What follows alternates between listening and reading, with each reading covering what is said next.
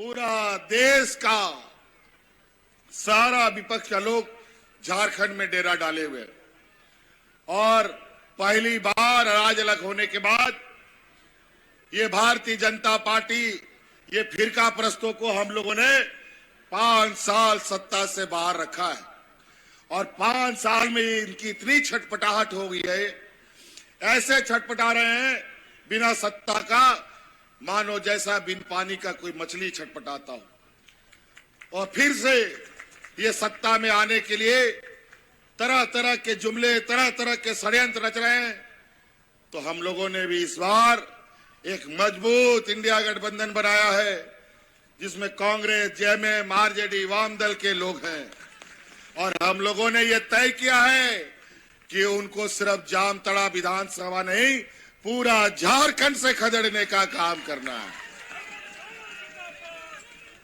और इसीलिए आप सब लोगों से ये निवेदन है, ये काम तभी संभव है जब आप लोग यहां इरफान अंसारी को जिताएंगे और ये लोग को हम लोग यहां जामताड़ा से को भगाएंगे। इसलिए साथियों, हम लोग 5 साल इनको सत्ता से बाहर रखे।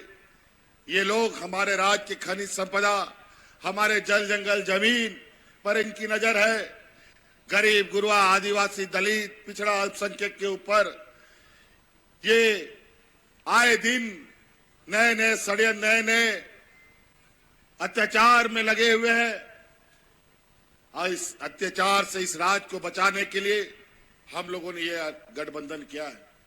5 साल का एक बड़ा चुनौती हमारे सामने रहा। कोरोना जैसा महामारी हमारे राज्य में रहा।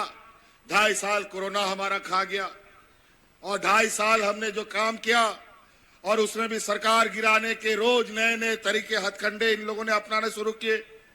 यहां तक हमको जेल में भी इन लोगों ने डाल दिया। लेकिन उसको कहावत है ना, जाको राख के साइया मार सके ना कोई।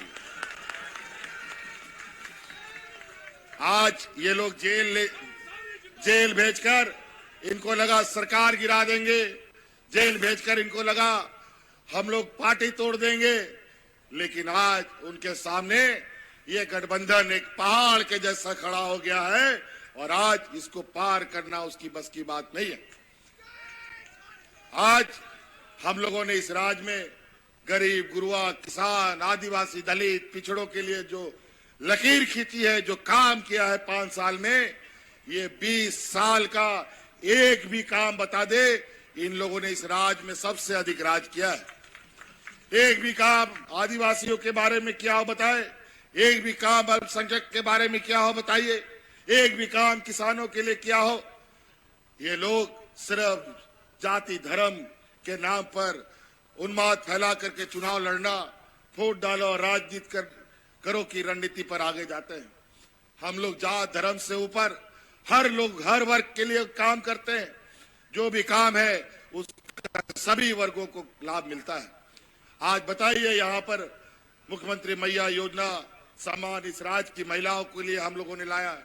आज हिंदू, मुस्लिम, सिख, ईसाई सभी महिलाओं को इसका लाभ मिलता है। आज इस राज्य के आधी आबादी को 1-1 हजार रुपया उसके खाते में जा रहा है। बताइए, महिला लोग जा रहा है कि नहीं? खाता में पैसा जा रहा है? पैसा चलिए, कोई बात नहीं। इरफान जी को फिर से जिताइए, अगली बार फिर से सरकार बनेगा और 5 साल के अंदर आपके खाते में 1-1 लाख रुपया भेजने का हम आपको वादा करते हैं।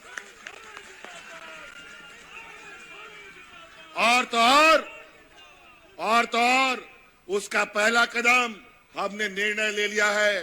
अब जो अगला किस्त आपको आ रहा है, जो अभी 1,000 रुपया आ रहा था, वो 1,000 से बढ़कर के 2,500 रुपया होने जा रहा है। तो कई ऐसी चीजें हैं, बताइए, इनसे पूछिए 20 साल में महिलाओं को मजबूत करने के लिए आपने कौन सा काम किया? एक भी काम नहीं गिना सकते। इनके सरकार में लोग भूख से मरने पर मजबूर हो गए। इनके सरकार में किसानों ने आत्महत्या किया।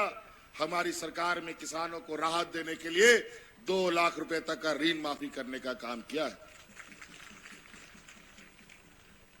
आज हमें पता है इस राज्य में गरीब गुरबा लोग कैसे जीवन काटता है। छोटा छोटा जरूरत के लिए अपना बच्चा का स्कूल फीस भरने के लिए उधार कर्जा लेता है, अपना इलाज के लिए उधार कर्जा लेता है, बिजली का बिल भरने के लिए कर्जा लेता है। महिलाएं अपना गहना गिरवी रखती हैं। अगर समय पे स्कूल का फीस ना भरो तो बच्चा का फीस स्कूल से नाम कट जाता है। समय में बिजली का बिल ना भरो तो कोर्ट कचहरी थाना हो जाता है। आज आपका उस बोझ को हमने अपने कंधे पे लिया और आज आपका जितना बिजली का बकाया था सबको माफ कर दिया। माफ हुआ कि नहीं? माफ हो गया बिजली का बिल? बोझ कम हुआ कि नहीं? चलिए पूछिए इनसे, इस राज्य के गरीबों का कितना आपने बोझ हल्का किया।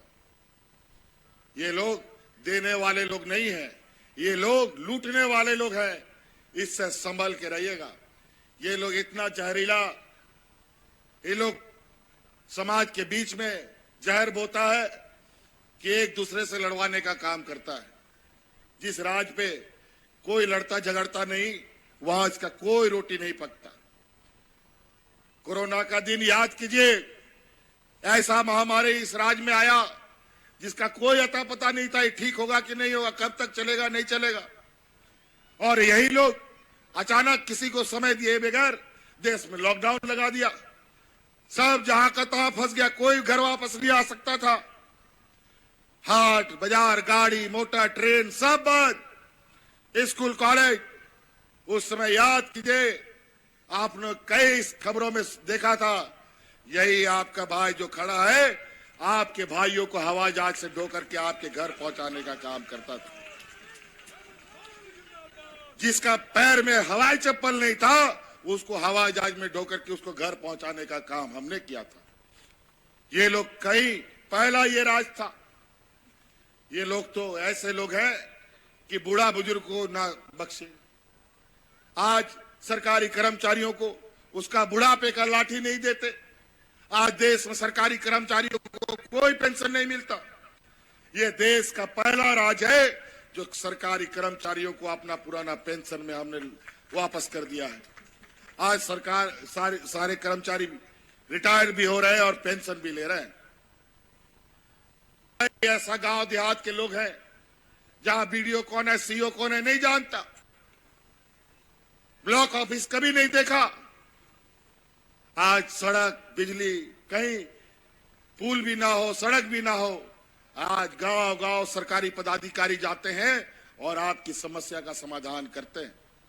सरकार आपके द्वार के माध्यम से हर एक गांव, पंचायत, टोला में हम लोगों ने पदाधिकारियों को भेजा। अब अगली सरकार ऐसे नीतियों के साथ आगे चलेगी कि सरकार के पदाधिकारी, कर्मचारी जो भी आपकी समस्या है आपके घर में जाकर के समाधान करेगा। तो साथियों, कई ऐसी बातें हैं। हमारे गांव देहात में एक समय बहुत बूढ़ा बुजुर्ग लोग को कम पेंशन मिलता था, एक दो बूढ़ा बुजुर्ग लोग को मिलता था, एक दो विधवा महिला को पेंशन मिलता था। क्योंकि केंद्र सरकार ने सब जगह लिमिट फिक्स कर रखा था। विधवा महिला 18-19 साल में हो गई और 40-50 साल के बाद भी उसको पेंशन मिलेगा कि नहीं मिलेगा पता नहीं। इस देश में पहली बार हमने कानून बनाया, जिस दिन जो महिला विधवा होगी उसी दिन से उसको पेंशन मिलेगा। और तो और इस राज्य में जो महिला 50 साल की होगी उसको भी पेंशन मिलेगा। आज बूढ़ा बुजुर्ग जो 60 साल का है उसको पेंशन मिलेगा। और आज बूढ़ा बुजुर्ग लोग अपना उम्र गिनता है, किस दिन मेरा 60 साल और 50 साल हो जाएगा ताकि मेरा ऑटोमेटिक कार्ड बन जाएगा। आज दलाल उलाल का सब चक्कर खत्म। इसलिए साथी, इस राज्य में महागठबंधन को मजबूत बनाना है, फिर से सरकार बनानी है और इस राज्य को एक लोकतंत्र को मजबूत करने का, यहाँ के संविधान को बचाने का एकजुट होकर के हमें रहना होगा। तभी ये राज्य बच सकता है और हम सभी गरीब, आदिवासी, दलित, पिछड़ा बच सकते हैं। इसलिए साथी, आप लोगों से एक जोरदार अपील चाहते हैं, इरफान अरसार जी को जिताइएगा ना। जोर से बोले, जिताइएगा ना, महागठबंधन को जिताइएगा ना, सरकार बनाइएगा ना। चलिए, बहुत बहुत धन्यवाद। इन्हीं बातों के साथ, क्योंकि मेरा गाड़ी भी चालू हो गया है और भी कार्यक्रमों में जाना है। धन्यवाद, जोहार।